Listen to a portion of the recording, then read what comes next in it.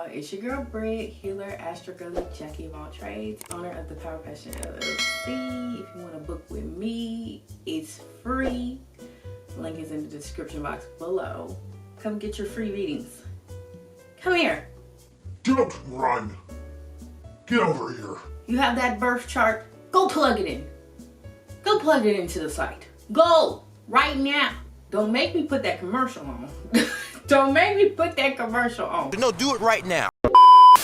Alright, so today's video we're going to be talking about love, honey. But specifically self-love and just the trickle-down effects of it. So as we know, love is the only truth. Love is the only truth because God is love. So the greatest way that we can show God that we love God is to love ourselves. Because we are a manifestation of God, created by God, as well as the fact that God chose us as a vessel. In a sense, I am a little Tide Pod for God, okay? God is within me, so we have to host God. Not the helicopter, child. They coming to get me.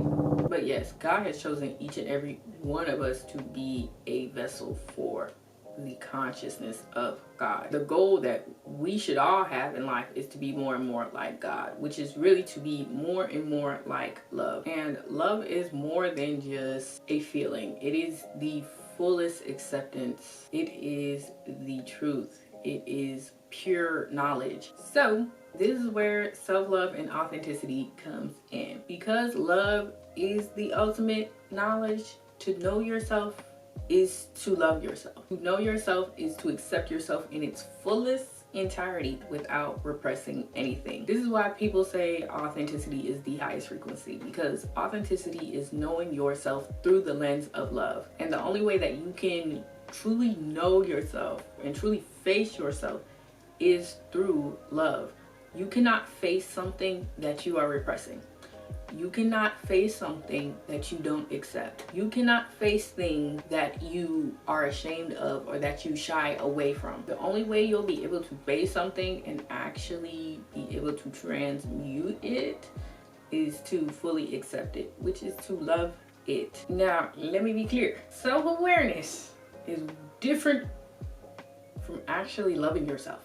I'm a very self-aware girly, okay? But I don't know myself, because knowing myself means I love all parts. I have not fully accepted all parts of myself. I'm very self-aware, but I don't know who I am. And who I am referring to the true self, the self that God made me, the higher self. I am not fully rooted and connected to my higher self.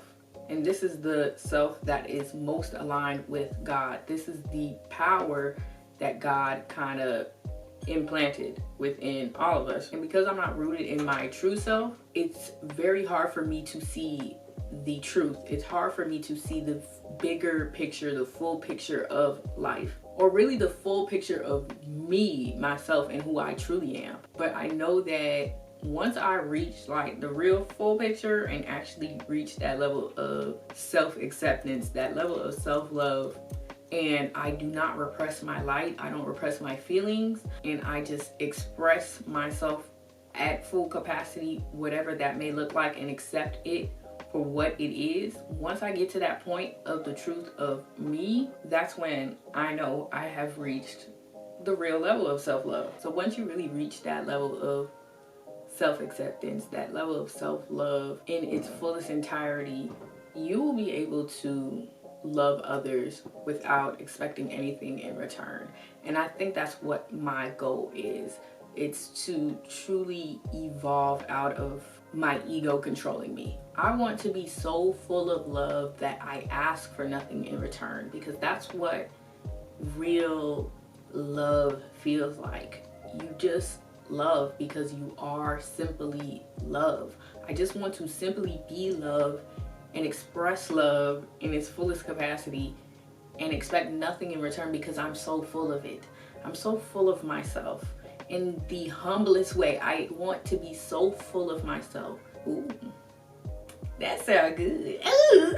But yes, I truly love being in that full expression of love, when I can give without feeling like I lost something. And I felt it with certain people, but I just want to feel that all around with life, where I can just love freely and go about my day and not have to worry, oh, I hope I can get this in return. I hope you can do this for me.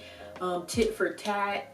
Come give me what I want. Come give me what I asked for. Come pour into me so I can pour into you. And it's just like, I don't need anybody to pour into me. I have to pour into me and just overflow with that and walk in the overflow of love. That is what true freedom looks like for me. And this is what I'm trying to find right now, that true freedom of me, because love is just so freeing. It's so boundless. And it's like, when I'm letting my ego run me, I start tallying up all the things that somebody does for me, or all the things that I do for other people. And it's just such a heavy, bitter energy. It's such a nasty energy to be in, because it's like, why do I have to feel like me expressing love is a duty? Like, me expressing kindness is somehow I'm losing something just because I decided to be a kind person. And for me in the past, it's been a common cycle for me to give to other people and feel like I'm getting nothing in return, so I therefore become that person where it's like, you have to pour into me and then I'll pour into you. But I realized, like, even when people were pouring into me, no matter how much they poured into me, it just wasn't enough. I was always left wanting more. I asked for more and it just wouldn't be enough. And that is because I simply needed to be enough for myself. I needed to love myself in its full entirety for me to feel complete. I'm full of so much love, but I was never really giving myself it. And it's like, there's this full reservoir that would come to the surface every time I would get into situations with other people. And it's kind of like, why am I relying on other people to bring this level of oxytocin in my life, this level of excitement in my life that I really crave, when the love is literally already in me? It was so easy for it to get triggered out of me, and like, oh, finally I get to express this. But it's like, why was I not already expressing it in all facets of my life, especially with myself? Like, why was I not doing that? And it's because we aren't really taught how to love ourselves. We aren't really taught how to truly pour that fountain back into ourselves and how that looks. I was feeling empty because it's like my hand was closed. How can I truly be open to the love of others if I'm closed off to the love of myself? How would I be able to truly receive love? So because I was not rooted in love and I was still empty, how would I have been able to even recognize what, one, real love is? Two, how could I even be open to real love when I'm so closed off to the love that's inside of me? Because I can tell you now, when I started doing more acceptance of myself, it got easier to be able to see when people were moving out of love and when they were moving out of ego. And it became much easier for me to even see it in myself. Like, I could tell whenever I'm doing something out of my ego or I'm doing something genuinely from the heart. Because when that ego is involved, it'd be like, hands out. Give me my guys. Like, give me my things. Like, hurry up. And it's like this constant search for validation. It's just like, it will never be enough. And that's the point that I want to get to, where my validation is just enough. I don't need anybody to do nothing for me because I already did it for myself. If you do it for me, great. If you don't, great. I'm still gonna be great. I'm still gonna know that I'm valuable. I'm still gonna know that I'm worth it. I'm still gonna know that I'm that bitch.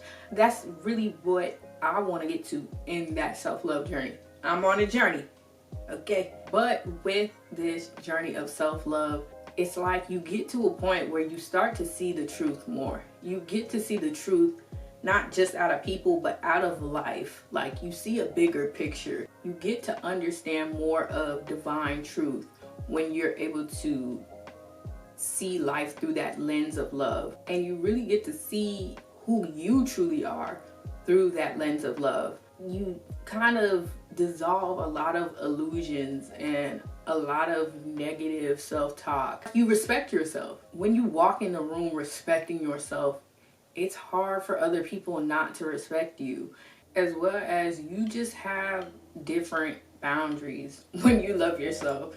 It's like, yes, I can be so loving and I can overflow, but I know when to cut the faucet off. I understand when I'm being used. I understand when people do not actually move out of love. And it's never going to be anything personal, because I love myself enough to know that I'm amazing. So something must be wrong with you. And that's what I want to get to. Something must be wrong with you. I want that to be the first thought, instead of internalizing things and making things personal, or leaving situations being like, oh my gosh, I got played. Oh my gosh, I gave all of this to a person and got nothing in return. Like, I poured myself in to this person so much, and it's just like, I feel empty, and feeling like I got played is because I am empty and trying to fill other people up. All of that love that I gave out, and I feel like, oh, now I gotta be jaded. Like, this was love that I had no business giving out, because I wasn't getting any of it. I needed to pour my reservoir back into me. And if I really was moving out of love, I would have never felt played. Like, you just can't get played. It's everybody else's loss. When you are a real lover, it's everybody else's loss. Or we just not compatible, and it's never that deep. It don't be personal. Some people cannot receive love. We move on. I didn't lose anything. If I was truly full of love, I wouldn't lose anything.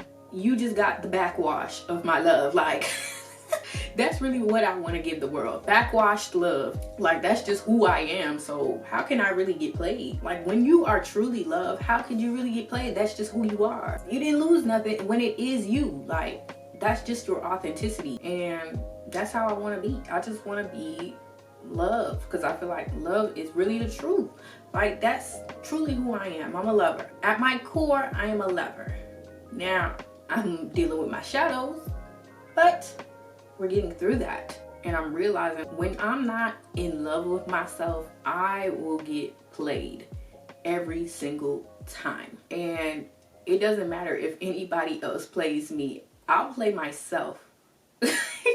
I'll play myself. And you can really just see that with the way that people talk to themselves. Look at the way you think about yourself, how you view yourself when you're really facing yourself in the mirror. Like, for example, I'll have negative feelings come up and I'll try to repress them and look at them like, why are you feeling like this? Why are you anxious? What's wrong with you? Kind of thing. And it's just like, no, that part of myself still needs to be loved and seen and heard. Like, I still need to show up, like, for that part of myself, because if I don't deal with it with love, it's going to come back to bite me. I'm not gonna ever be able to show that part of me the light. That part of me will never transmute or leave or turn into anything useful if I continue to be mean to that part of me that has feelings and negative emotions.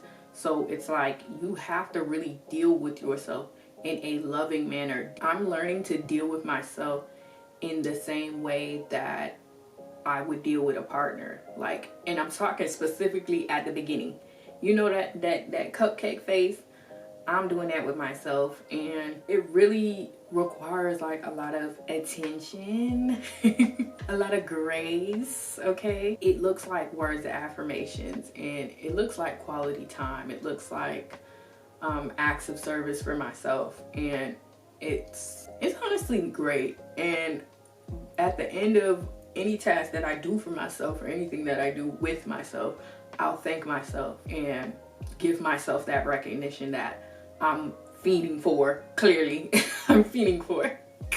Praise King. But I had to really sit down with myself and realize, like, love should not feel like it's condemning you. Love does not feel like it's mean to you. Love doesn't feel like it's repressing you. And love has this certain freedom. You're free to be yourself, because there's nothing you have to hide. That's what that real love is, and it's just a beautiful feeling. Like, I've been in spaces where I felt like it, but it's about the consistency of it. It's about the consistently showing up for myself, consistently being in love with myself. And that's what I think the whole romanticize your life spiel is about. I'm gonna say spiel, I don't know what they call it. Like, it's a lifestyle.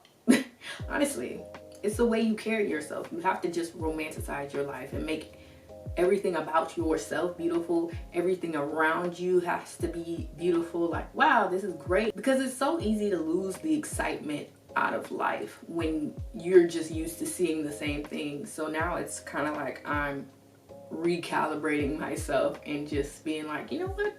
I am grateful for the things I see every day, and I'm being very careful with my words and the things I say to myself. And it's so easy to lose track of that. It's like when you first start doing something and it has this newness around it, it's exciting. It's like, oh yes, this is beautiful, great, I love it.